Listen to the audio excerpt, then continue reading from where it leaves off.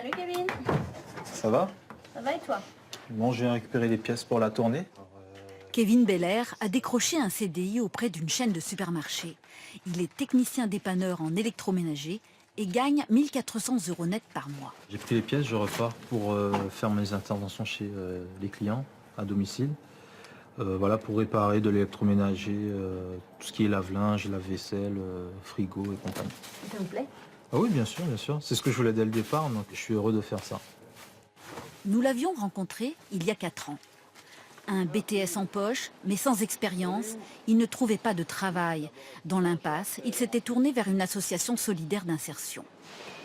Aujourd'hui, il est marié, a déjà 2 enfants et au travail, tout va bien. Kevin nous a rejoint il y a 3 ans maintenant. Ça se passe très très bien, il est très impliqué, très motivé. C'est ici qu'il a repris confiance en lui, auprès de travailleurs sociaux qui forment des personnes en difficulté. Comme Mohamed Konaté, qui a connu des années de galère. Je suis très content. Je viens de commencer hier, maintenant ça va. Il est là pour apprendre et il est surtout là pour rebondir, mais à travers l'électroménager. Et plus il est intégré chez nous, plus il va rebondir derrière. Cette association fonctionne comme une entreprise. Elle répare, reconditionne et revend des appareils. Les salariés apprennent à respecter toutes les règles d'une entreprise. Toujours être à l'heure, le travail il faut qu'il soit sérieux, être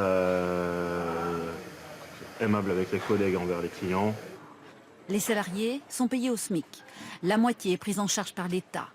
À la fin de leur contrat, 3 personnes sur 4 retrouvent un emploi ou une formation qualifiante. Notre gratification, c'est chaque personne qui retrouve un emploi durable à sa sortie. Et pas seulement ça, c'est aussi dans le temps qu'il a passé chez nous, c'est sa reconstruction en tant que personne, c'est la reconstruction de liens sociaux et puis la reprise de confiance en soi. Donc ça n'a pas de prix, hein, c'est difficilement valorisable. Une démarche d'insertion qui est parfois plus complexe.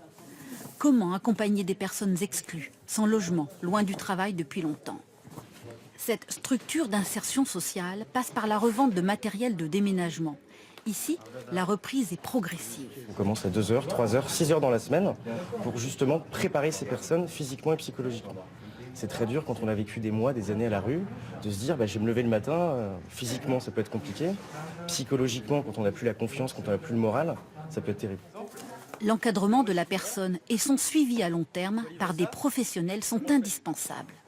Le risque, c'est qu'elle décroche et qu'elle ressorte du circuit et qu'on les perde de vue aussi, quoi.